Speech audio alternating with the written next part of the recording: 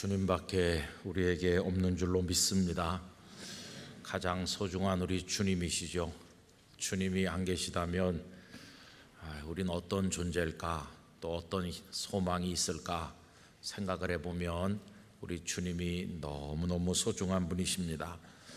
주님의 사랑을 많이 받으시고 또 주님을 마음 깊이 사랑하면서 주님 안에 살아가시기를 바랍니다.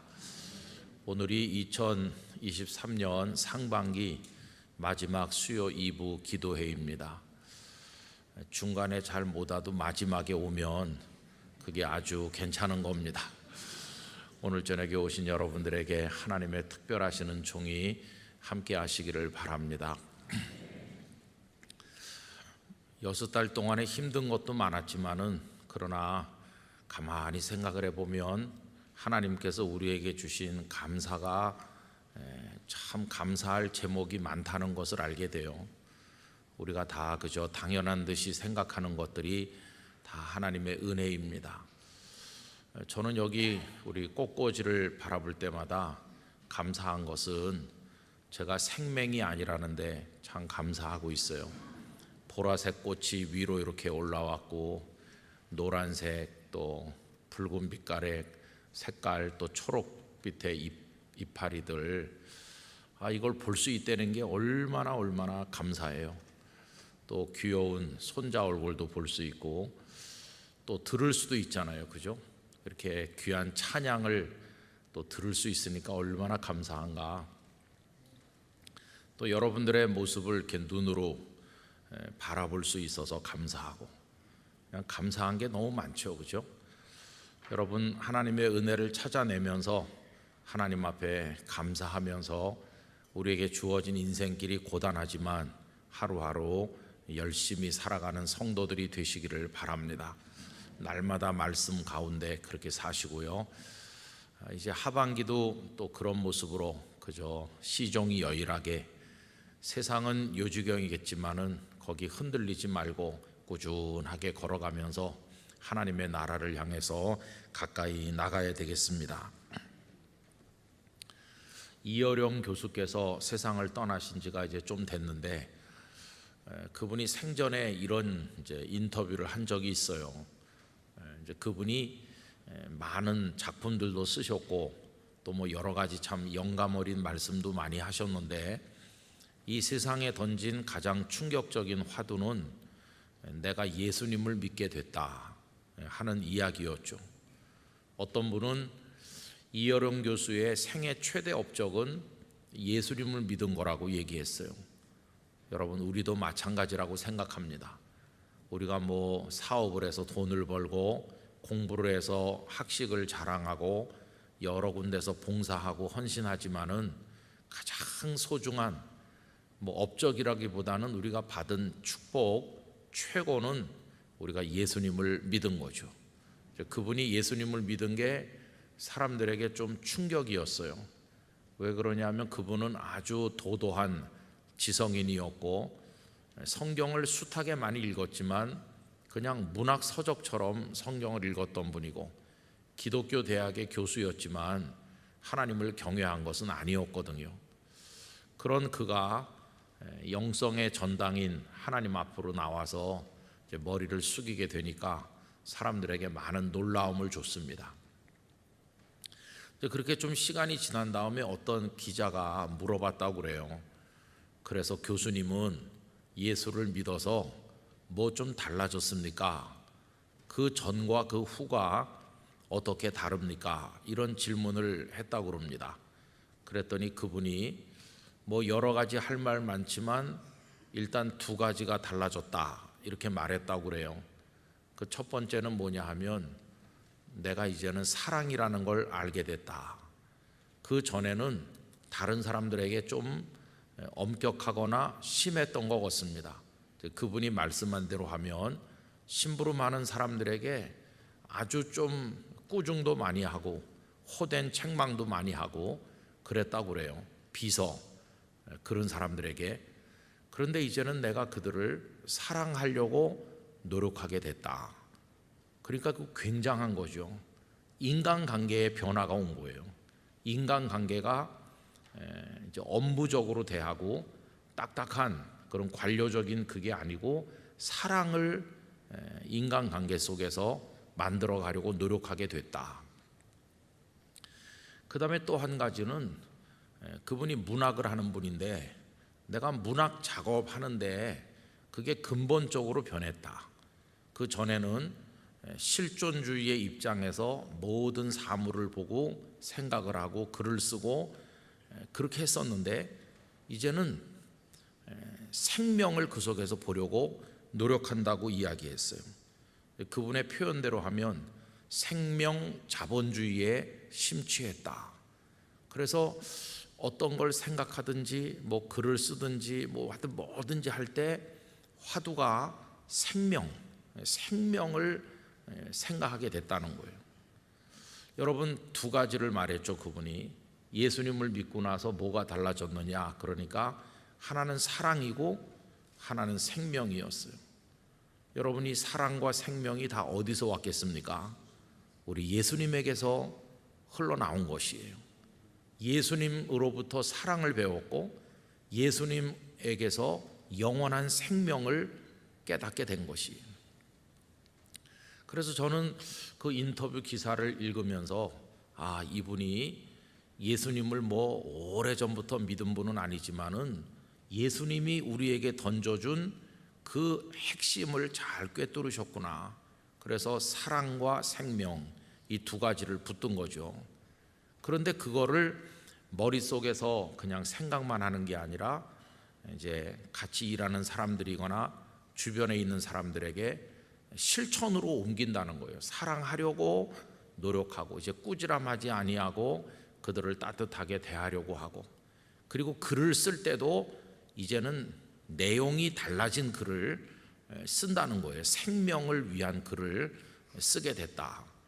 그러니까 변화가 일어나게 된 거죠. 변화가.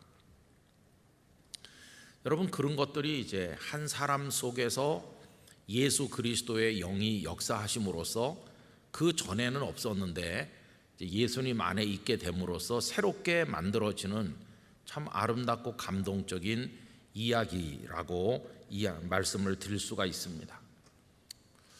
여러분 예수님을 믿으면 우리 안에 또 한 사람 한 사람 안에 새로운 이야기거리들이 생겨나게 되어 있어요. 예수님으로 인해서 예루살렘에 과거에는 상상도 못했던 이야기들이 쫙 퍼져나가기 시작했어요.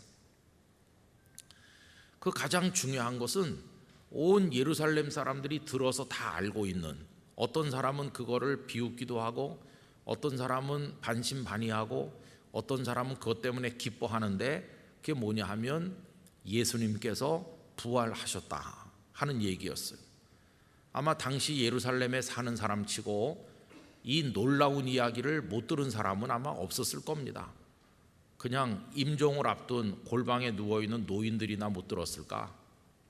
웬만한 예루살렘 사람들은 예수님의 십자가 처형 사건이 워낙 충격적인 사건이었던 데다가 이목을 집중시킨 사건이었던 데다가 또 그분이 부활했다고 하니까 이건 정말 뭐 모르는 사람이 없었을 것 같아요. 마치 우리가 러시아가 우크라이나를 침략한 얘기를 모르는 사람이 없는 것처럼 다 알았을 겁니다. 그런데 얼마 후에는 그분이 부활하셨다고 하니까 이건 뭐 더 놀라운 얘기죠. 거기다가 오순절이 돼서 사방에 흩어져 살던 디아스포라 유대인들이 얼마나 많이 모였는지 어마어마한 인파가 예루살렘으로 절기를 위해서 이제 오순절에 모여들었는데 예수님의 제자라고 하는 이들이 그 광장 앞에 모습을 드러내고 그 수많은 사람들에게 당신들은 예수님을 죽였지만 하나님께서 그분을 살리셨습니다. 우리가 그 증인입니다. 이렇게 말하는 얘기를 듣고 얼마나 놀랬겠어요. 더군다나 그 말씀을 듣는 순간 그들의 심령이 격동하는 걸 느낀 거예요. 한 번도 그런 경험이 없었는데 무슨 유명한 랍비가 율법을 가르쳐도 회당에 가서 모세 오경의 말씀을 낭독하는 걸 들어도 뭐 별 감흥도 없고 변화도 없었는데 그 베드로가 외치는 말씀 몇 마디를 듣다가 그들의 영혼이 밑바닥에서부터 진동하기 시작했어요. 그게 막 견딜 수 없는 고통으로 다가오면서 참을 수 없는 어떤 영적 충동을 느꼈고, 그래서 베드로 사도의 말씀이 끝나자 그들이 달려와서 우리가 어찌할꼬 이렇게 하는 거예요. 그랬더니 하루에 3,000명이 예수님을 믿었어요. 그냥 저 사람들 좀 특이한 얘기를 하는구나 이렇게 듣고 간 게 아니라 그 인생이 밑바닥부터 그냥 흔들리기 시작한 거예요. 뒤집어졌어요. 그래서 하루에 예수님을 믿는 사람이 3,000명이라는 게 이게 얼마나 굉장한 얘기입니까? 아마 그게 또 예루살렘에 쫙 퍼졌을 거예요. 아니 그 아무개도 말이야 오늘 그 세례를 받았다고 하더라고. 우리 친구 아무개도 세례를 받았다고 하던데, 야 예수쟁이들이 예루살렘을 뒤덮겠어, 뭐 이런 식으로 얘기가 퍼져나가기. 그러다가 충격적인 얘기가 계속됐어요. 그 성전 미문에서 평생 한 번도 일어서 보지도 못한 불쌍한 장애인 거지가 있었는데, 그 사람이 펄펄 뛰면서 자기들 눈앞에서 다니잖아요. 얼마나 놀랬는지 다 솔로몬 행각에 모였는데 그 말씀을 들으니 또 그들 속에 뭔가 변화가 일어났고, 그날은 남자가 5,000명이나 예수님을 더 믿게 됐다고 기록되어 있잖아요. 또 그랬던 그 예수님의 제자들이 사내들인 공회에 붙들려 갔다는 소식도 쫙 퍼졌을 거예요. 잡혀갔대 그 사람들, 뭐 그랬겠죠. 사내들인 공회가 어떤 곳입니까? 평범한 사람들은 거기 얼굴 한번 들이밀기가 어려웠을 거예요. 굉장한 사람들이 모여가지고 대단한 자리죠. 그런데 베드로와 요한이 잡혀갔다고 하니까 아마 그저 순진한 일반인들은 어휴 그 사람들도 또 그 예수 선생이 죽는 것처럼 죽겠나 또 이렇게 생각했을 것 같아요. 그런데 나중에 들려오는 얘기는 더 놀라운 얘기죠. 그 두 사람이 사내들인 공회 회원들을 꼼짝 못하게 만들었다는데, 더군다나 그 일어선 장애인이 멀쩡하게 서서 그 자리에 있었잖아요. 그 사람이 입 다물고 가만히 있었겠어요? 내가 바로 그 구걸하던 거지인데 내가 그 예수님의 이름으로 이렇게 온전해 줬고, 내가 그 잡혀가신 그분들과 함께 사내들인 공회에 같이 가서 거기 현장에 있었다고. 그분들이 말씀하니까 지체 높으신 분들이 꼼짝을 못하더라고. 여러분, 이런 일련의 이야기들이 그 전에 있었을까요? 그 전에는 없었던 얘기예요. 없었던 이야기들이 온 예루살렘의 사람들 속으로 퍼져 들어가면서 그들의 영혼을 흔들기도 하고 충격을 주기도 하고, 그게 이제 사도행전 앞부분에 나오는 엄청난 이야기죠. 그래서 여러분, 예수님을 믿는 신앙을 가지면 뭔가가 계속 변화되고 뭔가 꿈틀거리고 움직이는 이야기들이 나타나고 변화도 나타나고 그 이야기들이 꼬리에 꼬리를 물고 나타나게 돼 있는 거예요. 그렇죠? 그 이여령 교수님 얘기를 했습니다마는 그분이 뭐 수십 년 믿지는 않으셨지만 예수님을 믿고 나니까 그분 속에도 뭔가 새로운 게 나타났잖아요. 새로운 이야기거리들이 생겼잖아요.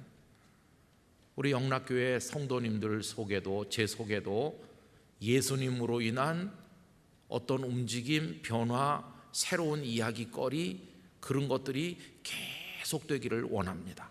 그게 계속 일어나는 게 그게 살아있는 신앙을 가진 증거예요. 살아있는 신앙은 그 속에서 뭔가가 계속 나타나도록 만드는 거죠. 그리고 이 이야기는 공동체 전체적으로도 나타났어요. 한 사람 개개인에게만 나타난 게 아니라 어떻게 나타났냐 하면은 오늘 본문 32절에 가서 보세요. 이것 또한 과거에는 듣도 보도 못한 얘기인데, 믿는 무리가 한 마음과 한 뜻이 되어 모든 물건을 서로 통용하고 자기 재물을 조금이라도 자기 것이라 하는 이가 하나도 없더라. 여러분, 이게 현실적으로 가능한 얘기일까요? 이 세상 사람들에게 가장 강력한 부인하기 힘든 욕구 중에 하나가 소유욕입니다. 소유욕. 내 거야 이렇게 하고 싶은 욕망, 이게 얼마나 강합니까? 그것 때문에 뭐 죽이기도 하고 뭐 별거 다 하잖아요. 소유욕, 이게 얼마나 큰지 몰라요. 조금 할 때부터 배우더라고요. 저희 집에 이제 딸이 아기 데리고 잠깐 와 있는데 이제 한 1년 반 조금 넘었어요. 한 1년 하고 한 7개월 된 것 같으네요. 말도 뭐 제대로 하지도 못하죠. 뭐 아버지 기껏해야 그 정도 하죠. 근데 그 녀석이 꺼자를 좋아해요. 꺼자. 그래가지고 그 등에 받치는 쿠션 있잖아요. 쿠션을 제가 좀 이렇게 받치려고 하니까 막 징징대는 거. 그래서 왜 그런가 했더니 엄마 거 그러니 그 쿠션이 엄마 거라는 거예요. 자기 엄마 거. 엄마 건데 왜 이제 제가 하냐 이거예요. 참 서럽더라고요. 지 엄마라고. 그래서 할 수 없이 또 쿠션을 줬는데 제가 뭐 하기만 하면 엄마 거라고 그래요. 아주 나쁜 녀석이에요. 확실히 제 것만 아무 말도 안 해요. 예를 들면 제 휴대폰 가만히 있어요. 그러다가 이제 우리 딸이 우리 딸 휴대폰에 뭐 이렇게 사진 같은 거 저한테 이렇게 보여주면 제가 한번 보자 이렇게 하면은 금방 엄마 거. 아니 이게 도대체가 누구네 집에서 먹고 사는지도 모르고 어떻게 그거 꺼자를 좋아하는지, 뭐 엄마 거, 이모 거, 뭐 그다음에 할머니 거, 할아버지 거, 그다음에 이제 내 거, 내 거도 배워가지고요. 내 거지 뭐 내 거, 장난감 다 내 거 뭐. 아이고 고만한 게 벌써 그거 좋아하더라고요. 내 거, 네 거 이거 소유. 아이고 참 무서운 겁니다 그게. 그죠? 오늘 제가 어떤 이제 신문 기사를 잠깐 보니까 이게 부모 자식 간에도 이게 심각한 거예요. 요새 어떤 기사를 제가 보게 됐냐면 요새 나이 드신 어르신들이 부동산을 자꾸 팔려고 내놓은데요. 뭐 이렇게 3층, 4층짜리 조그만 빌딩들 거기서 세 받고 살고 계셨던 분들이 그걸 팔으려고 한대요. 그 왜 팔으려고 하냐 그러니까 빌딩을 가지고 있으면 자녀들이 잘 안 찾아온대요. 왜냐하면 어차피 돌아가시면 자기들 거 될 거니까. 근데 팔아서 현찰을 가지면 자주 찾아온대요. 왜냐하면 다 써서 없애기 전에 잘 보여야 되니까. 이렇게 비정한 세상이 어디 있습니까? 그죠? 그리고 그 큰 뭐 10만 평 이런 땅 있잖아요. 땅 많이 가지고 있으면 자녀들이 안 찾아온대요. 왜냐하면 현금이 잘 유통이 안 돼요. 땅은. 근데 매달 세 받는 빌딩은 매달 그래도 돈이 나오니까 자식들이 좀 자주 찾아온대요. 그런 이상한 얘기를 기사에서 보게 됐어요. 야, 참 세상이 이렇게 비정한가. 자식이 부모 찾아올 때도 그런 거 따지면서 찾아오나. 여러분 뭐 하긴 그거보다 더한 일도 세상에 많겠죠. 이 소유에 대한 욕망은 인간이 가지고 있는 욕망 중에서 가장 강력한 겁니다. 요만한 것도 내주고 싶어 하지 않는 거예요. 그런데 여기 지금 우리 선배들은요, 자기 재물을 조금이라도 자기 것이라 하는 이가 없다고 하니까 이거 재물욕을, 소유욕을 부인한 거잖아요.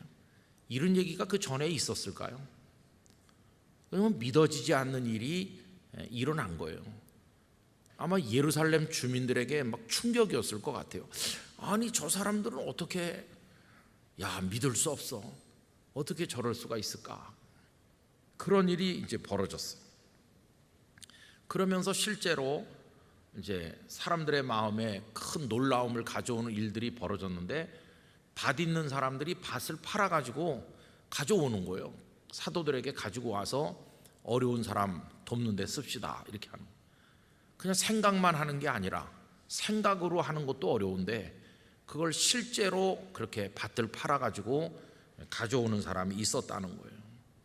이제 그 중에 어떤 사람이 등장하고 있습니까? 이제 바나바가 등장하고 있는 것이죠. 여러분 36절로 가보시면요, 구브로에서 난 레위족 사람이 있으니 이름은 요셉이라. 원래 본명이 요셉인데 사도들이 별명을 붙였죠. 일컬어 바나바라. 그 별명 바나바의 뜻이 뭡니까? 번역하면 위로의 아들이라 하니, 사람들을 많이 위로하고 힘을 북돋워주는 참 좋은 사람이죠. 그가 밭이 있음에 팔아 그 값을 가지고 사도들의 발 앞에 두니라. 여러분, 이런 일이 이게 어떻게 가능하겠어요? 근데 초대 예루살렘 교회에 그런 일들이 있었다는 거예요. 뭐 그때만 있는 건 아니죠. 지금도 그런 일이 있죠. 여러분, 지난 코로나 한 3년 동안에 우리 영락교회 성도들도 참 가난한 분들 많이 있었습니다. 근근히 이렇게 살아갔는데 코로나 때문에 직격탄을 맞으셔서 막 생계가 막막해진 그런 분들이 많이 계셨어요. 그런데 그때 우리 성도들 중에 어떤 분들이 특별 헌금을 바친 분들이 계셨어요. 본인을 밝히지도 않으시고, 목사님 이거 좀 제가 특별하게 뭐 이렇게 해서 이번에 돈이 좀 생겼는데 이걸 어떻게 쓰시든지 좀 목사님이 알아서 좀. 그래서 이제 우리 교회 재정부 계좌에다가 그걸 이렇게 모아놓은 것들이 좀 있었거든요. 그래서 우리 교구 목사님들을 통해서 정말 어렵고 당장 힘든, 바로 수술해야 되는데 수술비가 없거나 그런 분들을 한 3차례인가 4차례 우리가 이제 교구를 통해서 좀 도울 수가 있었어요. 제가 계산은 안 해봤지만 아마 그게 여러 수억 원 됩니다. 근데 그 재정이 어디서 마련됐냐 하면은 그냥 우리 영락교회 현재 안에 계신 성도들이 여기 바나바처럼 한 거예요. 바나바처럼. 이래가지고 거기다 모아서, 그래서 그런 특별 헌금들은 우리 다른 재정 사용하듯이 하지 아니하고 지출도 그분들의 뜻을 이제 받아들여서 우리가 그렇게 특별하게 사용을 했어요. 여러분, 이런 게 어떻게 가능한 것일까? 여기 바나바라고 하는 분이 구브로에서 난 레위인인데 바나바라는 이름이 지금 등장하잖아요. 그동안은 베드로, 뭐 요한 이런 사도들만 등장했었는데 이제는 또 한 사람의 이름이 떠오르기 시작했어요. 여러분, 계속해서 사람들의 이름이 등장하죠. 나중에 보면 7명의 집사님이 또 등장하고, 또 그 중에서도 스데반 집사님, 빌립 집사님, 그러면서 많은 사람들의 이야기들이 사도행전에 이어지고 있습니다. 결국 예수님을 믿는다는 건 뭐냐 하면은 그 복음이 그 사람 속에 역사해가지고 뭔가 아름다운 이야기들이 계속 생겨난다는 것이, 그 사람의 믿음이 살아있다고 하는 증거를 찾아보면 그런 이야기거리들이 계속 생겨나고 있는가, 이제 그게 그 증거라고 할 수 있어요.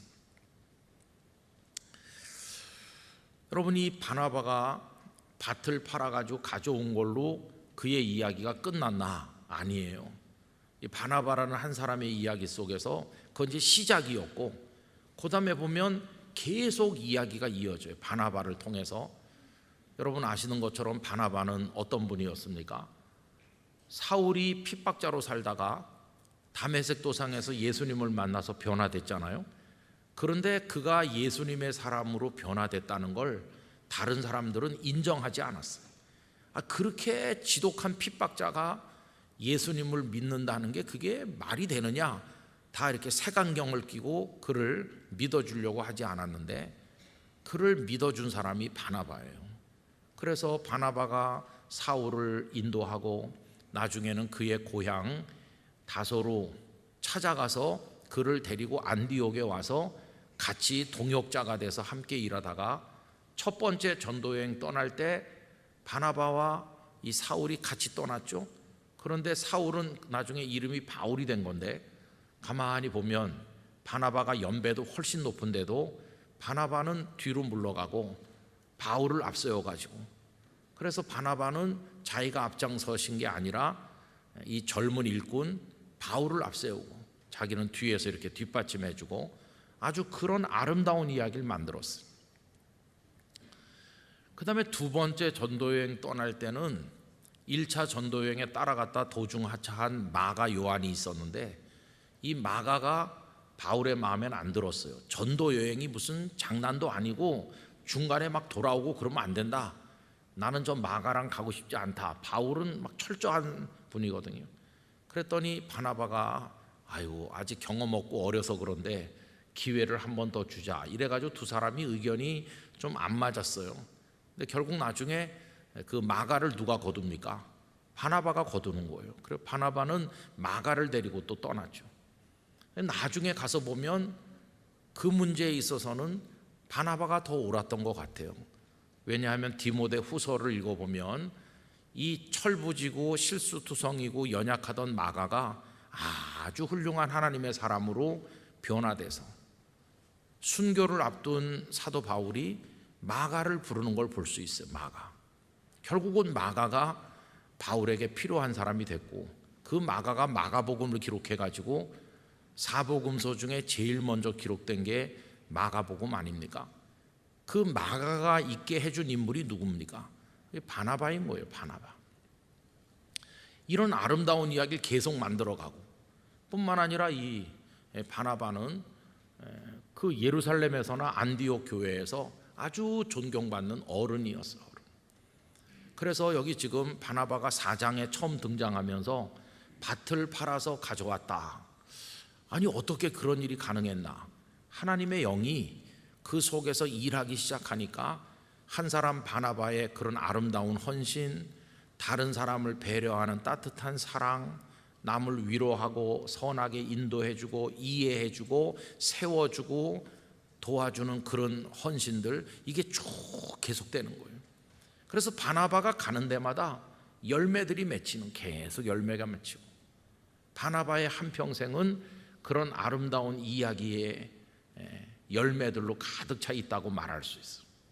이게 이제 아름다운 신앙의 모습인 것이죠. 여러분, 아름다운 신앙이라고 하는 거는 그 사람이 뭐 목사냐, 아니면 어떤 뭐 직분을 받은 어떤 특별한 사람이냐, 그런 게 중요한 게 아니라 그 사람의 삶의 언저리에 예수 그리스도를 믿음으로 인해서 그런 이야기들이 계속 생겨나고 있는가. 나 저 권사님 때문에 예수님 믿게 됐어요. 내가 정말 살고 싶지 않을 때 저 장로님이 저를 붙들어 줬습니다. 오늘의 제가 있는 건 그 집사님이 제가 학교 다닐 때부터 저를 기도해 주시고 도와줬기 때문이에요. 그분이 저를 격려하지 않았더라면 제가 아마 오늘 이렇게 못 됐을 겁니다. 이런 이야기들을 우리 성도들은 만들어 나갈 수 있어야 되는 거죠. 거기에는 자기 걸 팔아서 주는 것도 있고, 희생도 있고, 그를 위해 기도하는 것도 있고, 여러 가지 역사들을 통해 가지고 그런 이야기들이 만들어져야 되는 것이죠. 우리 영락교회 공동체 안에서도 그런 이야기들이 많아지기를 원합니다. 이 교회 이구석 저구석에, 교구 여기저기에, 뭐 남녀 선교회 여기저기에서 참 들으면 야, 그런 일이 있었어요. 정말 감동적이네요. 이런 이야기들이 이제 많이 생겨나야 되는 거예요. 그럼 여러분, 여기 이분들은 어떻게 그럴 수 있었나? 오늘 본문은요, 은혜라고 얘기하고 있어요. 은혜. 어떻게 그럴 수 있었나? 은혜를 받아서 그래요. 33절 말씀 우리 다 같이 읽어보겠습니다. 사도들이 큰 권능으로 주 예수의 부활을 증언하니 무리가 큰 은혜를 받아. 큰 은혜를 받아서 밭을 팔아 가져오는 사람도 있었다. 이렇게 나오는 거예요. 그러니까 결국 이게 누가 강제적으로 시킨 게 아니에요. 당신 밭 팔아서 가져오세요, 이렇게 한 게 아니고, 은혜를 받고 나니까 그냥 지금까지 살아왔던 인생이 확 달라 보인 거예요. 복음서에서는 그 대표적인 사람이 누굴까요? 삭개오죠. 삭개오. 삭개오는 정말 돈밖에 모르던 세리장 아닙니까? 그래서 그냥 그 세리로서 살면서 그 모욕과 멸시 그걸 받더라도 하여튼 돈을 많이 가지고 살아야 되겠다 이랬던 사람이 삭개오인데, 어느 날 예수님 만나고 나니까 세상을 보는 눈이 그냥 확 달라졌어요. 아, 내가 부질없는 거 끌어안고 인생 헛살았구나. 생각이 변하는 순간 예수님께 스스로 얘기하잖아요. 내가 토색한 것이 있으면 4배로 갚고. 여러분, 4배로 갚는다고 말하는 건 결국은 내 재산을 다 주겠다는 얘기예요. 그게 어떻게 가능한 건가? 그가 은혜를 받은 것이죠. 은혜. 그래서 저는 오늘 우리 스스로에게 이제 이런 질문을 해봐야 된다고 생각합니다. 우리 각자에게는 이런 이야기들이 생기고 있나? 참 이게 부끄러운 얘기죠, 하나님 앞에서. 여러분, 저 같은 목사는 햇병아리 초년병 목사였을 때는 모든 게 다 어색하죠. 그냥 강대에 올라가면 그냥 앞뒤도 안 맞는 얘기도 하고 버벅거리고 뭐 그냥. 제가 처음에는요, 설교를 얼마나 따발총 쏘듯이 말을 빨리 했는지 설교를요 굉장히 빨리 했습니다. 혀가 그냥 막 이렇게 돌아옵니다. 제가 설교하고 내려오니까 장로님 되셨다가 지금은 하늘나라 가신 어떤, 그때는 안수 집사님이셨는데 막 키가 190cm는 되는 그런 안수 집사님이 전도사님 좀 와보세요. 그래갖고 제가 가니까 오늘 저녁에 설교 내용이 참 좋았어요. 근데 한마디 해드리고 싶어요. 뭡니까 집사님? 그러니까 그렇게 하면 오래 못해요. 무슨 말인가 잘 몰랐어요. 오늘 저녁에 설교가 양이 너무 많다는 거예요. 그거 다른 목사님 같으면 한 달은 할 거라고, 한 달 이렇게 나눠가지고 몇 번을 할 거를 하루 저녁에 다 쏟아부으면 그러면 미천이 떨어져 갖고 나중에 어떻게 하려고 그러냐고. 아껴야지. 무슨 말인지 그때서야 알아들었어요. 그러면서 그걸 어떻게 뭐 아낍니까? 말을 천천히 하라고. 그거를 메토막으로 끊어가지고 그렇게 따발총 쏘듯이 빨리 하지 말고 좀 천천히 하면 그 아꼈다가 나머지는 그 다음 주에 하고 이렇게 해야지. 어떻게 그거 매주일 그렇게 많은 양을 준비해가지고 사람이 한계가 있어서 그렇게 못한다는 거예요. 그 얘기가 지금도 생각이 나요. 처음에는 뭐 그렇게 하면서 참 제가 생각해도 참 이상하죠, 그죠? 근데 이제 그 세월이 많이 지났잖아요. 맨 처음에 담임 목사 가가지고는 뭐 재직회 하는 것도 겁이 나요. 재직회를 어떻게 하는지 모르는 거예요. 이제 몇 명 참석했는지 수를 센다. 다 종이에 써가지고 나왔죠. 인원 파악을 하고 그다음에 개회선언. 개회하겠습니다. 개회선언 이렇게 하죠. 떠듬떠듬하면서 가하시면 예하는 건지 예하시면 가하는 건지 그것도 잘 모르겠고 하여튼 뭐 그렇게 하면서 하여튼 참 웃기죠, 그죠? 그렇게 했어요. 근데 그런 게 이제 뭐 그다음엔 점점 잘하게 되죠. 다른 교회 가서도 다른 교회 분교가 있는 교회 가서 제가 이제 임시 당회장도 하고 그러면은 막 싸우는 사람들 막 오죽하면 그 다른 목사님을 당회장으로 데려왔겠어요. 그런데 가서 또 뭐 그 싸우는 분들 또 같이 잘 이렇게 해서 또 회의도 하고 이렇게. 근데 이제 뭐가 문제냐 하면은 그런 거는 세월이 많이 가니까 하는 거예요. 근데 부끄럽다고 생각하는 건 뭐냐 하면 그거는 세월이 가니까 하는 건데 그거 말고 그런 거 말고 예수님을 믿음으로 인해서 제 인생 속에 제 마음 속에 만들어지는 주님을 기쁘시게 하는 이야기들이 뭐 좀 생겨나고 있나. 그걸 생각하면 참 부끄럽다는 거예요. 작년보다 올해 내가 예수님을 믿는 사람으로서 뭐 이런 아름다운 이야기들이 계속 생겨나야 되는데 그래서 주님을 기쁘시게 해야 되고 이게 예수님을 믿는 기쁨이지. 나도 그런 기쁨을 느끼고 그게 살아있는 신앙인데 그런 게 있나? 여러분 이 얘기를 말씀드리는 이유는 스스로에게 한번 질문해 보시라고 하는 겁니다. 오늘 수요 2부 기도에 함께 하시는 우리 영락교회 성도 여러분, 여러분들이 예수님을 구주로 믿으심으로 인해서 여기 은혜를 받으면 그런 일들이 생겨나야 되는 거예요. 은혜를 진짜 받으면 전에는 미워하던 사람 용서하는 게 그렇게 힘들었었는데 내가 은혜를 받고 보니까 용서할 수 있더라고. 이런 걸 경험해야 되는 거예요. 전에는 내가 절대로 그 사람 상종하지 않으려고 생각했는데 은혜를 제대로 받고 보니까 예수님께서 나 같은 사람도 용납하셨는데, 은혜 받기 전에는 몰랐는데 은혜 받고 나니까 내가 그분을 용서하지 못한 게 마음에 걸려서 찾아가서 화해했어요. 먼저 사과했어요. 이런 얘기들이 생겨야 되는 거죠. 전에는 이 세상 다 움켜쥐고 나 혼자 사는 건 줄 알았는데 은혜 받고 나니까 세상이 너무 허무하다는 것도 알게 됐고, 하나님 앞에 갔을 때 가치 있는 게 뭔가를 내가 깨닫고 나니까 이렇게 움켜쥘 필요가 없다는 걸 알게 됐어요. 그래서 내가 좀 이렇게 어려운 사람을 도우려고 해요. 이런 어떤 이야기들이 생겨나야 되는 거죠. 여러분, 어제 이제 우리 특세가 끝나고 저는 일산에 갔다 왔습니다.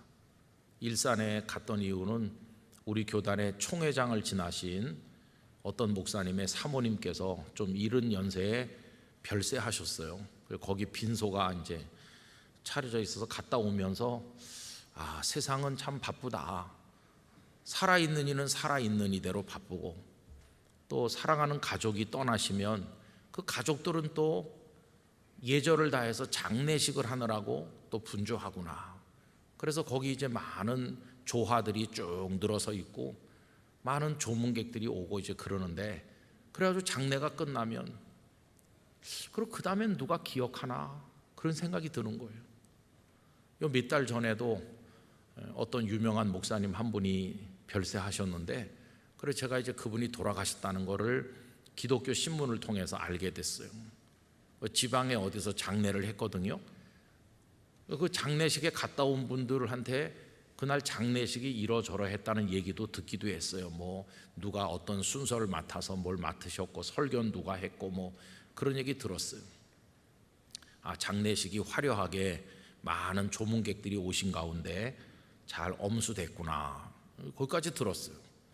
그럼 그 다음에는요, 우리나라의 기독교인들이 다 그 무덤을 매년 찾아갈 것도 아니고 아마 한두 해 지나면 다 잊어버릴 거예요. 그저 그 가족들이나 아니면은 그 가깝게 지냈던 사람들이나 그 목사님이 좀 더 사셨으면 하겠지만 그것도 다 나중에는 잊혀질 거예요. 여러분, 지금 뭐 대단하게 목소리를 높이고 날마다 언론에 얼굴을 들이밀고 큰 소리치고 뭐 대단한 사람들이 지구촌에 많지만 다 이제 별거 아니에요. 다 없어지는 얘기들이에요. 그런데 없어지지 않고 영원히 빛나는 이야기는 무슨 얘기일까요? 그거는 은혜를 받음으로써 만들어지는 이야기예요. 이 이야기는 성경에 기록되어 있을 뿐만 아니라 없어지는 게 아니라 하늘나라에서 빛나는 이야기예요. 여러분, 우리가 이 땅에 살면서 부질없는 것에다가 우리의 모든 걸 쏟아붓는 거 참 어리석다고 생각합니다. 지금 뭐 그게 굉장한 것 같지만 나중에 아무도 기억해 주지도 않아요. 여러분, 사람에게 기억되기 위해서 뭔가를 하는 인생을 살지 말고 주님이 기억해 주시는 인생을 살아야 될 줄로 믿습니다. 주님이 기억해 주시는 인생. 여기 지금 바나바가 이렇게 하고 계속 어려운 사람들 위로하고 도와주고 인도자가 돼주고 세워주고 교회에서 잘 섬기고 이렇게 열매를 맺고 아름다운 이야기들을 남겨 성경에 나올 뿐만 아니라 바나바가 나중에 주님 앞에 서셨을 때 얼마나 주님의 칭찬을 받고 하늘의 면류관을 쓰고 좀 하늘나라에 우리를 기다리고 계실 거 아니겠어요? 가치 있는 인생이라고 하는 게 뭔가, 그런 이야기들을 만들어가는 거죠. 그 교회가 살아있는 교회인지 그걸 알 수 있는 건 그런 이야기들이 계속 만들어지는 교회는 살아있는 교회고, 조직과 제도는 번듯하게 떡 있지만 그래서 뭔가 계속 되는 것 같긴 같지만 이런 감동적인 아름다운 이야기들이 끊긴 지가 오랜 교회라면 그건 죽은 교회죠. 죽은 교회. 저는 그래서 오늘 이 말씀을 우리 자신에게 적용해서 좀 도전과 자극을 받고 또 우리 영락교회에 적용을 해서 우리 교회의 사명을 거기서 발견해낼 수 있기를 바라는 것입니다. 주님, 저도 은혜를 받게 해주세요. 근데 그 은혜를 무엇을 통해서 받았냐 하면요, 다른 게 아니라 주 예수의 부활을 증거하니 은혜를 받았다고 그랬어요. 그 메시지가 부활 메시지였어요. 여러분, 이 세상은 다 부질없는 것인데 예수님을 믿으세요. 예수님 안에 영원한 생명의 부활이 있습니다. 이렇게 하니까 큰 은혜를 받은 거예요. 그 사도들의 메시지가 하나님 잘 믿으면 이 땅에서 잘 된다, 그런 설교가 아니었고 영원한 생명의 부활, 영생의 설교였어요. 영생에 눈을 뜨고 나니까 이 땅에서 움켜쥔 게, 밭되기 가지고 있는 게 그거 많이 가졌다고 자랑하는 자기 모습이 너무나 한심하게 생각된 거예요. 그래서 밭을 팔아야 되겠다. 영원한 생명을 내게 주셨는데 나는 영생을 누릴 사람이지 이 땅에서 영원히 있을 사람이 아니잖아요. 그러니까 밭을 팔 수 있는 용기가 생긴 거죠. 결국 우리가 은혜를 받는다고 할 때 그 핵심은 주님의 십자가를 통한 죄 씻음, 그리고 부활을 통한 영원한 생명, 그 영원한 생명으로 우리를 초대해 주셨다고 하는 그 특별한 은총, 거기서 받는 그 은혜, 그게 모든 은혜의 핵심인 줄로 믿습니다. 그걸 콱 붙들고 있으면, 그 은혜를 받으면 세상을 보는 눈이 다 달라지는 거예요. 인생을 사는 태도가 변화되는 것이고, 그렇게 될 때 이야기들이 생겨나는 것이에요. 여러분, 곧 끝날 짧은 인생인데 막 자존심 세우면서 아웅다웅하면서 그저 깍쟁이 같이 이렇게 살지 말고 좀 주님의 사랑 안에서 우리 마음을 열고 넉넉하게 그렇게 살아보는 게 얼마나 좋을까요? 연약한 이들을 격려해 주시고 많이 축복해 주시고, 불편한 관계가 있으면 다 풀으시고, 그죠? 여기서 편안하게 주님의 사랑을 나누면서 행복하게 살면 그것이 주님이 기뻐하시는 이야기가 될 줄로 믿습니다. 그런 게 쌓여 나가는 거예요. 야, 내가 예수님을 처음 믿던 20년 전에는 참 팍팍한 사람이었는데 그래도 성령께서 나를 많이 달라지게 하셨구나. 베푸는 게 기쁘다는 것도 알게 하셨고, 내가 기도의 맛이 뭔지도 알게 되었고, 주님을 사랑한다는 게 뭔지 내가 조금씩 배우는 것 같아. 참 감사해. 이렇게 하면 그 뒤안길에 열매가 쭉 맺히는 것이, 우리가 인생을 쭉 걸어가고 끝냈을 때 남겨져야 될 게 뭘까요? 우리의 발자국이 지나간 곳에 남겨져야 될 게 참 역겨운 쓰레기 같은 것들만 남겨놓는다면 참 너무 부끄럽겠죠. 그런데 우리가 걸어간 거기 참 귀하고 아름다운 이야기들이 열매처럼 쭉 맺혀 있다면 얼마나 멋진 인생이겠어요. 여러분, 그게 은혜를 받음으로써 되는 거니까 그런 은혜를 우리 모두가 사모하기를 원합니다.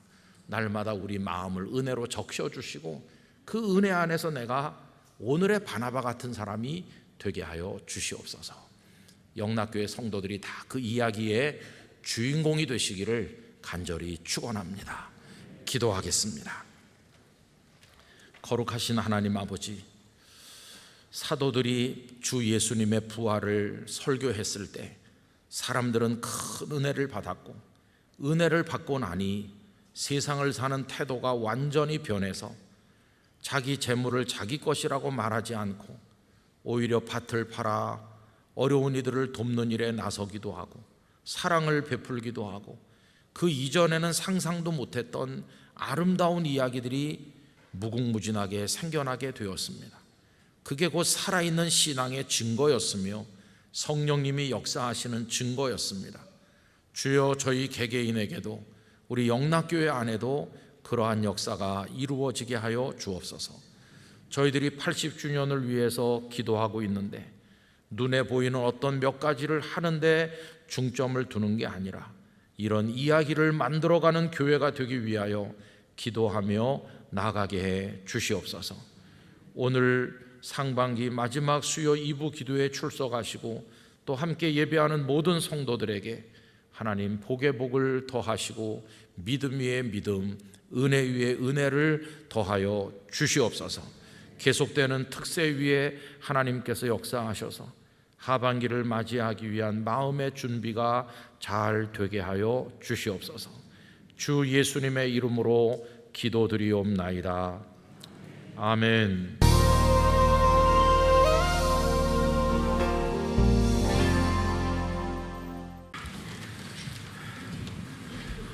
우리 찬양대가 끝에 아멘 몇 번 했는지 잘 모르시죠? 저도 잘 모릅니다. 근데 중요한 것은 우리가 거기에 화답하면서 아멘 하는 것입니다. 부활 승천하신 주님께서 우리와 함께 계시는 줄로 믿습니다. 오늘 부활 후 첫 주일 2부 예배를 드리시는 시간이신데 이렇게 함께 하신 성도님들에게 큰 은혜가 넘치시기를 바라고, 방금 부른 찬양 가사 중에서 내가 너희에게 말한 모든 것을 가르쳐 지키게 하라 하는 대목에서 모든 것이라는 게 제 마음에 좀 걸립니다. 우리가 좋아하는 것만 하려고 그러고 모든 것을 해야 되는데 영락교회 성도들께서 우리 주님의 모든 가르침에 순종하시기를 바랍니다. 이렇게 예배할 때마다 또 마음에 생각나는 분들은 요양병원에 계신 우리 어른들, 또 몸이 많이 불편하신 환우들, 이런저런 시험을 당해서 힘든 성도들이 오늘 예배 꼭 하셔야 되는데 이런 생각을 하면서 비록 몸으로 함께 하지 못했지만 어디 계시든지 우리 주님의 성령께서 찾아가 주시고 위로해 주시고 그 자리에 함께 해 주시기를 간절히 원합니다. 오늘은 남선교회 만남의 주일이기도 한데 예배 마치시고 배단위 광장에 가셔서 우리 남선교회 가입도 하시고 수고하는 분들 격려도 하시고 꼭 함께 해주시기를 부탁을 드리겠습니다. 지난 주일부터 좀 더 많이 오시기 시작하셨는데 이제 코로나도 잘 극복하시고 대면 예배 우리가 잘 드려서 하나님께 영광 되기를 원합니다. 여러분, 예수님께서 부활하셔서 우리가 지난 주일은 부활주일이었고 오늘도 부활을 생각하면서 예배를 드리는데, 영락교회 성도님들께서는 예수님의 부활을 어느 정도 대단한 것이라고 생각을 하고 계신지 궁금합니다. 우리 성경 말씀 사도행전 읽어보면 사도들께서 나가서 말씀을 전도할 때 그 핵심 메시지가 부활이었습니다. 물론 예수님의 십자가도 이야기를 했지만 십자가만 이야기하고 부활을 말씀하지 않은 경우는 없습니다. 왜냐하면 십자가만 가지고는 구원의 메시지가 완성되는 게 아니기 때문입니다. 우리 예수님께서 죽음을 이기시고 부활하셨기 때문에 우리가 영원한 생명으로 나가게 됐습니다. 그래서 제자들은 할 말이 많지만 가장 결정적으로 중요한 거, 십자가와 함께 이 예수님의 부활을 선포했습니다. 어떤 사람이 해외여행 갔다가 왔다고 생각해 보세요. 이 사람이 집에 와가지고 무슨 얘기 할까요? 만약에 이 사람이 여행 다니면서 맛있는 음식 먹은 거, 또 좋은 구경한 거 말할 수 있겠죠. 그러나 여행지에서 이런 사연이 있었다면 어떻겠습니까? 원래 좀 지병이 있었는데 여행지에 가서 아주 악화돼서 사경을 헤매게 되었는데 어떤 분이 명약을 주면서 먹게 해서 그거 먹고 아예 병의 근원까지 깨끗하게 나아서 돌아왔다고 한다면 이 사람이 돌아와서 음식 먹은 얘기나 하고 있을까요? 아닙니다. 내가 거기서 죽게 됐는데 어떤 분이 이 약을 내게 주셔서 내가 아예 병의 근원까지 고쳤다고, 이 얘기를 만나는 사람들에게 계속 할 겁니다. 좀 그만하라고 그래도 계속 할 겁니다. 그러면서 자기와 같은 병을 앓고 있는 사람만 만나면 이 약이 그 얘기입니다, 이렇게 하지 않겠어요? 여러분, 똑같은 그런 원리죠. 예수님의 제자들이 예수님과 다니면서 본 게 많아요. 병든 사람이 낫는 것도 봤죠. 또 오병이어의 역사도 목격하고 그 빵과 생선을 먹기도 했죠. 또 또 바람과 바다가 잔잔해지는 그런 능력도 경험했잖아요. 그런데 그 모든 것을 다 합쳐도 예수님께서 부활하셨다, 이거 하나만 못한 것이, 그 이전에 본 게 다 놀랍지만 죽음을 이기신 부활보다 더 큰 일은 없다는 것이, 예수님의 부활은 우리가 예수님께 받는 모든 은혜, 모든 놀라운 역사 중에 최고라는 사실을 우리가 깨달아야 됩니다. 아무도 해결하지 못하는 죽음을 예수님의 부활이 해결했기 때문이에요. 그래서 여러분, 이 제자들께서는 꼭 말씀을 전할 때마다 부활을 이야기했어요. 오늘 본문 33절도 그거 아닙니까? 다 같이 33절 읽겠습니다. 사도들이 큰 권능으로 주 예수의 부활을 증언하니 무리가 큰 은혜를 받아. 할렐루야. 다른 걸 말씀한 게 아니라 주 예수의 부활을 증언했더니 많은 무리들이 그 부활의 메시지를 듣고 큰 은혜를 입었다. 여러분, 우리 영락교회 성도님들도 이 부활의 메시지를 접할 때마다 큰 은혜를 경험하시기를 바라고요. 우리도 나가서 예수님 부활하셨습니다, 이걸 전할 때마다 듣는 이들이 큰 은혜를 받게 되기를 원합니다. 그래서 이 부활의 소식은 놀라운 겁니다. 딸이 시집가서 살았는데 친정 어머니가 오랫동안 고생 많이 하다가 이제 임종을 맞이하게 되는 거예요. 딸이 막 달려와서 엄마 엄마 이렇게 부르면서 엄마 속 썩인 생각도 나고 엄마 사랑해서 자신을 키운 거 생각하면서 막 눈물이 앞을 가리는데 그 어머니의 그 얼굴을 감싸 안고 이 딸이 막 울면서 슬픔 중에도 귓전에다 대고 이렇게 말하죠. 엄마, 날 위해 수고해 주셔서 고마워요. 엄마 꼭 우리 천국에서 만나요. 이렇게 말하잖아요. 그렇게 말할 수 있는 근거가 뭡니까? 예수님 부활하셨기 때문이에요. 우리도 부활할 것이기 때문이에요. 그리고 우리에게 영원한 생명을 주실 것이기 때문에 그런 인사가 가능한 거예요.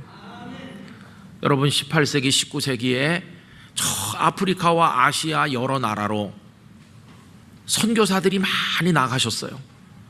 그때만 해도 정보가 없을 때라서 아프리카, 아시아 그 나라가 어떤 나라인지, 어떤 식인종이 사는지, 어떤 맹수가 사는지 아무것도 알 수가 없고, 또 전부 배를 타고 몇 달씩 걸려서 가고 그랬으니까 그 부둣가에 나와서 작별하는 거예요. 선교사님, 이번에 가시면 우리 다시 이 땅에서 만날 수 있을까요? 그러면서 이 땅에서 우리가 다시 못 만나더라도 주의 나라에서 만날 줄 믿습니다. 그러면서 작별하는 거예요.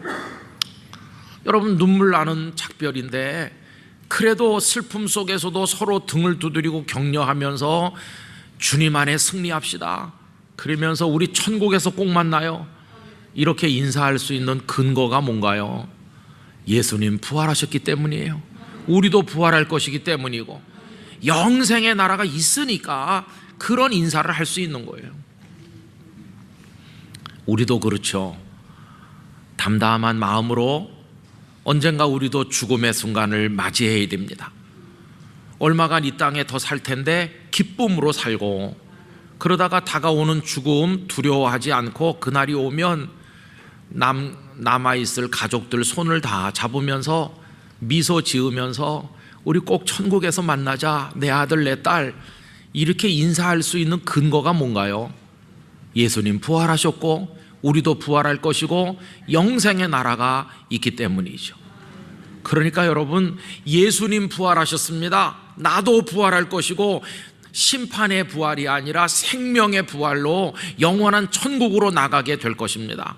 이거 어마어마한 축복이고 엄청난 은혜라는 것을 다시 한번 기억해야만 될 것입니다. 여러분, 주님의 부활이 가져온 이 놀라운 축복을 우리 영락의 성도들이 다 누리게 되실 줄 믿습니다. 그런데요, 이제 오늘 제가 이 말씀과 함께 드리려는 게 있어요. 그게 뭐냐 하면, 그러면 예수님께서 부활하심으로 우리에게 주어진 은혜와 복이 나중에 죽음 그 이후에 누릴 그런 것인가, 그것뿐인가 하는 겁니다. 물론 우리가 이 땅에 살다가 나중에 부활하고 영원한 생명의 나라에서 주님과 더불어 살 거 틀림없는, 방금 전에 말씀드린 그런 건데, 주님의 부활이 가져온 게 그것뿐이겠는가, 은혜가. 그게 아니라는 거예요. 그거 말고도 많이 있는데, 그게 뭐냐 하면 지금 당장 오늘 이 순간부터 부활의 신앙은 우리를 변화시키고 새롭게 만든다는 겁니다. 지금 이 순간부터. 여러분, 이런 예를 한번 생각해 봅시다. 어떤 사람이 몇 번이나 실패하던 끝에 절치부심하고 포기하지 않고 계속해서 사법시험에 합격했다고 생각해 보세요. 합격증이 왔어요.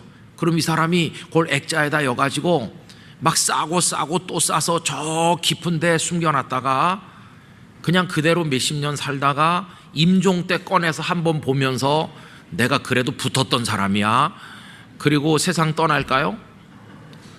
이 합격증이라고 하는 게 죽기 전에 한번 꺼내보기 위해서 그렇게 얻으려고 애썼던 것입니까? 그게 아니잖아요.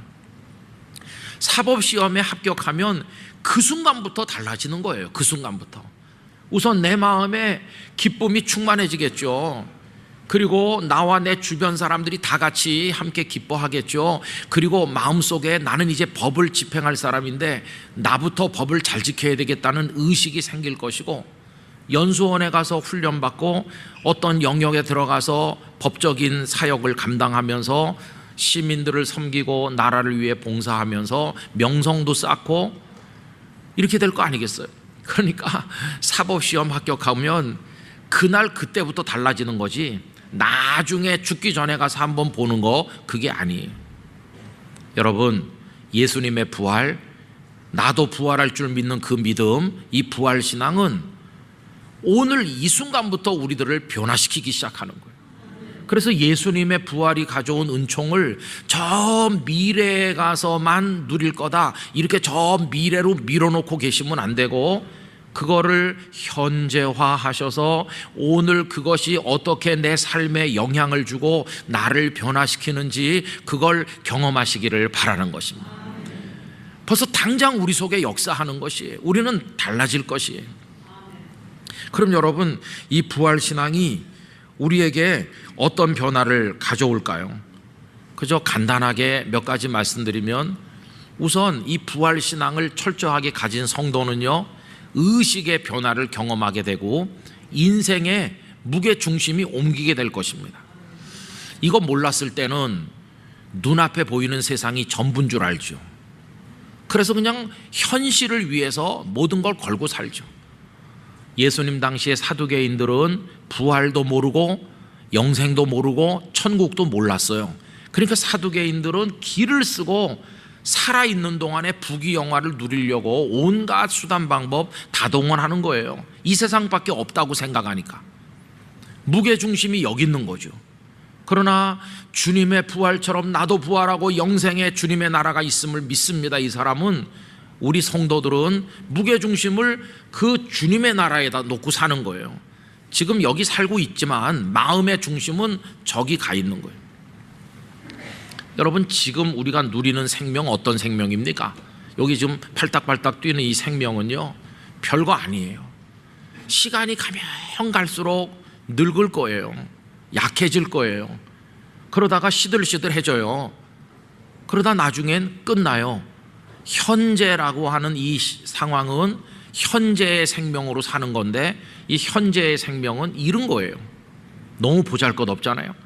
그래서 여러분, 이제 이 부활 신앙을 가진 영락교회 성도님들은 삶의 무게중심을 주님 나라로 옮겨놓고 사시기를 바랍니다. 이게 우리 의식구조가 달라지는 거예요. 두 번째로는 이제 이렇게 생각하면서 살면 오늘이라는 이 현실이라는 게 아무리 힘들고 어려워도 포기하거나 주저앉지 않고 견디면서 싸워나갈 힘을 얻게 됩니다. 왜냐하면 주님의 나라를 바라보니까요.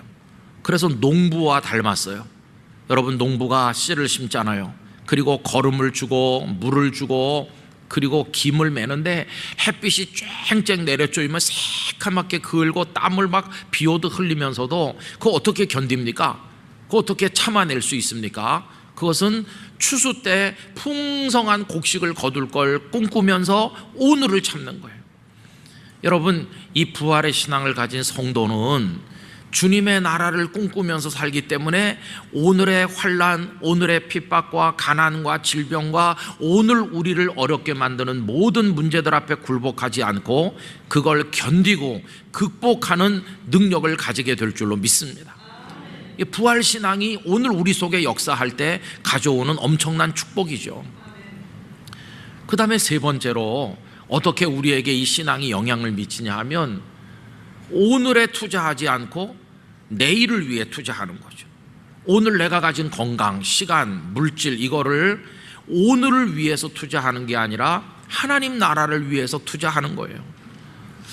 여러분, 오늘 읽은 본문이 그 대표적인 건데 아까 읽은 33절에 제자들이 예수님의 부활을 증거했더니 무리들이 큰 은혜를 받았잖아요. 야, 우리도 이제 부활하겠구나. 그들 속에 부활 신앙이 생겼잖아요. 부활 신앙이 생겨서 그들이 변했어요. 어떻게 변했느냐? 자신들이 가진 거를 다른 사람들하고 나누는 거예요. 어떻게 이런 게 가능한가 하면은 부활의 그 나라를 바라보게 되다 보니까 이렇게 변화된 것을 말씀하고 있어요. 여러분, 오늘 본문 32절 이제 보시면 쭉 그 얘기가 나옵니다. 32절을 제가 먼저 읽어보겠습니다. 믿는 무리가 한 마음과 한 뜻이 되어 모든 물건을 서로 통용하고 자기 재물을 조금이라도 자기 것이라 하는 이가 하나도 없다 그랬잖아요. 또 34절에서 35절도 같은 내용인데 함께 읽어보겠습니다. 그 중에 가난한 사람이 없으니 이는 밭과 집 있는 자는 팔아 그 판 것의 값을 가져다가 사도들의 발 앞에 두매 그들이 각 사람의 필요를 따라 나누어 줌이라 그랬잖아요. 아니 자네 그 주머니 털어가지고 다 나눠 가지면 오늘 뭘 먹고 살 건가? 누가 이렇게 물어보면 아유 전엔 저도 그렇게 생각했는데요, 이 생명은 금방 끝나는 거고 영원한 나라를 알게 됐거든요. 예수님의 부활처럼 저도 부활할 걸 알게 됐거든요. 그래서 이거 움켜쥐고 썩히느니 제가 사랑으로 나눠서 제가 하늘에다 쌓으려고 합니다. 이렇게 말하는 사람으로 바뀌는 거예요. 여러분, 예수님은 우리 부활신앙을 가진 성도들이 땅에다 쌓지 말고 하늘에 쌓으라고 가르쳐 주시지 않으셨나요? 마태복음 6장 19절 20절 제가 읽어보겠습니다. 너희를 위하여 보물을 땅에 쌓아두지 말라. 거기는 좀과 동록이 해하며 도둑이 구멍을 뚫고 도둑질하느니라. 오직 너희를 위하여 보물을 하늘에 쌓아두라. 거기는 좀이나 동록이 해하지 못하며 도둑이 구멍을 뚫지도 못하고 도둑질도 못하느니라. 이런 걸 따라서, 이런 말씀을 따라서 사는 사람으로 이제 바뀐 거예요. 부활 신앙을 가지고 나니까. 부활도 모르고 생명의 나라도 모르고 아무것도 모를 때는 가능한 한 더 많이 움켜쥐고 더 많이 먹고 더 많이 누려야 되는데 이제는 달라졌어요. 이게 부활신앙이 가져오는 변화요 놀라운 능력이라는 걸 우리가 확인하게 되는 것입니다. 그래서 오늘 본문은 정리를 하면 불가능한 두 가지가 이루어졌다는 게 나와 있는 거죠. 하나는 죽음을 이기는 부활이 불가능한 건데 예수님께서 이루셨다. 또 다른 하나는 그걸 믿는 사람들 속에서는 불가능한 일이 일어났는데 사랑으로 나누는 삶이 이루어지게 되었다. 그걸 보여주는 거죠. 여러분, 이 말씀이 이제 기록되고 이루어지던 때는 로마 시대 아닙니까? 로마 제국도 그렇고 그 이전도 그렇고 약육 강식의 시대예요. 힘센 사람이 다 가지는 거예요. 영토도 가지고 재산도 가지고 심지어는 그 당시에는 사람도 가집니다. 사람 무수하게 수백 명, 1000명 넘는 사람들을 자기가 소유해갖고 노예로 부리다가 마음에 들지 않으면 죽이고 팔아먹고, 그땐 그런 시대예요. 아니 내 거를 나눠준다? 이건 상상을 못하는 일인데 상상을 못하는 그런 일이 이루어지는 기적이 나타났어요. 누구에 의해서? 부활신앙을 가진 성도들에 의해서 이루어졌어요. 아니 어떻게 저런 일이 가능한가? 부활을 믿는 사람들이니까 할 수 있는 거였어요. 그들은 기꺼이 나누었고 기꺼이 베풀고 함께 기뻐하며 하나님을 찬송했어요. 그래서 그리스도인들이 이런 신앙과 바뀌어진 의식과 삶의 방식으로 살아가는 곳에는 병든 사람들도 위로를 받았고 초라한 움막 안에서도 행복한 웃음소리가 들려 나오는 그런 아름다운 역사들이 이루어지기 시작을 한 것이에요. 여러분, 그런 삶을 하나님께서는 우리가 이 땅에 사는 동안에 부활의 그 나라를 바라보면서 살기를 원하고 계시다 하는 것입니다. 부활 신앙이 아니면 안 되는 건데 그리스도인이기 때문에 이렇게 사는 선배들이 있었다는 것을 알 수 있습니다. 여러분, 이제 우리 자신에게 질문해야 됩니다. 너 예수님 부활 믿지? 믿지. 너 자신도 부활할 거 믿니? 믿지. 우리 스스로에게 물어봐야 돼요. 그러면 이 부활 신앙이 너를 얼마나 변화시켰냐? 몇십 년째 믿는데 네 삶의 무게중심이 눈앞에 보이는 욕망의 세계에 있니? 아니면 천국에 있니? 이렇게 물어봐야 되는 거죠. 그 부활 신앙이 너를 어느 정도 변화시켜서 오늘의 어려움 앞에서도 좌절하지 않고 견디게 만들고 있니? 그리고 너는 네가 가진 거를 나눌 줄 아는 사람이냐? 아니면 땅에다 쌓아 다 썩게 할 사람이냐? 아니면 하늘에 쌓는 사람이냐? 우리 스스로에게 물어봐야 되는 거죠. 우리 성도님들 속에서 긍정적인 대답이 나온다면 우리는 부활 신앙의 축복을 누리는 중일 것이고, 부활을 믿는 지가 몇십 년 된 것 같은데 아무 변화도 없고 오로지 눈앞의 세상만 위해 내가 살고 그 주님의 나라를 바라보지도 않는다 그러면 내가 영적으로 병든 것이고, 여러분, 화덕 위에다 반죽을 만들어 올려놓으면요, 화덕이 뜨거우면 그게 노릇노릇 익어서 맛있는 빵이 되는 거예요. 그런데 올려놨는데 왜 이게 익질 않지? 그럼 화덕이 보기는 그럴듯한데 불이 꺼졌거나 불이 너무 미지근해서 그런 거죠. 우리 영락교회와 영락교회 성도들의 믿음의 화덕이 활활 뜨겁게 달아오르기를 원합니다. 뜨거운 믿음을 가지시기를 축원합니다.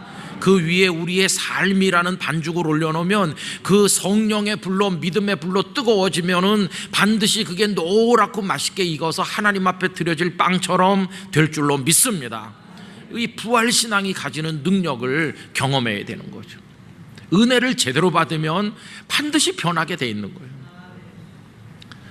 지나간 주간은 한경직 목사님 기념 주간이었죠. 우리 한 목사님 왜 존경합니까? 한 목사님의 그 삶과 신앙은요, 무게중심이 이 썩어질 세상에 있는 게 아니고 주님의 나라에 있는 거예요. 그러니까 당신을 위해서는 아무것도 하지 않고 다 나누고 베풀고 섬기고 할 수 있는 게 달리 가능한 게 아니라 목사님 마음속에 그 신앙이 투철하기 때문이에요.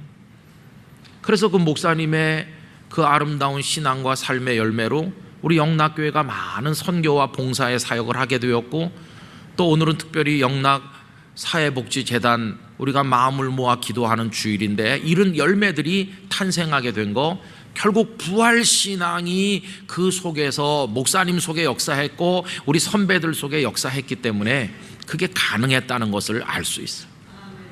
지금 이 시점에서 영락교회 성도로 출석하고 예배하는 여러분, 우리도 이 부활신앙 속에서 우리 선배들이 보여준 아름다운 발자취를 이어나가게 되기를 원합니다.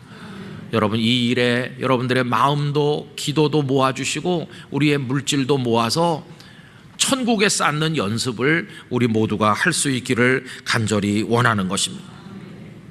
그래서 우리 그리스도인들은요, 지금 여기 살죠. 땅에 살고 있죠. 그러나 여기 살지만 여기 사는 사람 아닌 것처럼 사는 거죠. 그래서 몸은 여기 있지만 우리의 영은 이미 주님 나라에 있는 것처럼 사는 거죠. 그러니까 세상 사람들하고 좀 다르게 사는 거고, 다른 목표를 가지고 사는 거고, 다른 방식으로 살아가게 된다는 것을 알 수 있어요. 오늘 말씀의 제목이 부활 그 후인데, 주님의 부활이 있은 그 이후에 그걸 믿은 사람들이 어떻게 변화됐나, 그거거든요. 그럼 우리가 부활신앙을 가진다면 우리에게도 그 믿음을 가진 이후에 어떤 변화가 내 속에 있는지 그걸 우리가 열매를 거둬야 되는 거죠. 그래서 오늘 전에도 읽어드린 적이 있는 디오그네투스에게 보낸 편지라고 알려진 2세기의 그 글 가운데서 일부를 읽어드리려고 합니다. 그들은 자기 조국에 살고 있으면서도 마치 나그네인 것처럼 삽니다. 그들은 육신을 입고 있지만 육신에 따라 살지는 않습니다. 지상에서 살고 있지만 그들의 시민권은 하늘에 있습니다. 그들은 국법에 순종하지만 사실은 그 법을 초월하여 그 이상을 행합니다. 그들은 모든 사람을 사랑하면서도 모든 사람에게 미움도 받습니다. 그들은 가난하면서도 많은 사람을 부유하게 해줍니다. 그들은 능욕을 받으면서도 오히려 능욕하는 자를 축복하고 조롱을 당하면서도 조롱하는 자를 존귀하게 여겨줍니다. 그들은 착한 일을 하면서도 죄인처럼 재산과 지위를 뺏기고 벌을 받기도 합니다. 그들은 공격을 당하고 고난을 받으면서도 생명을 얻는 것 같이 기뻐합니다. 그들은 세상이라는 감옥에 갇혀 있으면서도 오히려 세상에 생명을 흘려보냅니다. 이게 그리스도인들의 모습인 것이죠. 그렇게 살아가는 단 하나의 이유, 그 속에 부활의 신앙이 살아서 숨쉬기 때문인 것이, 우리 영락교회와 성도들 속에 이 신앙이 강력하게 작용하기를 원하고 부활의 주님을 바라보면서 그 나라를 대망하면서 오늘을 이기는 그리스도인으로, 오늘 사랑을 베푸는 성도로 승리하시기를 간절히 기원합니다. 기도하겠습니다. 아버지 하나님, 예수님의 부활을 허락해 주셔서 감사하고 저희에게도 생명의 부활을 주시니 감사합니다. 이제 영원한 생명의 나라의 시민권을 가진 사람으로 잠시 머무는 이 땅에서 세상의 욕망을 따라 사는 게 아니라 구별된 의식과 이 땅의 고난을 이기는 믿음의 힘과 사랑으로 나누는 삶의 방식으로 살아가게 해 주시옵소서. 예수님의 이름으로 기도드리옵나이다. 아멘.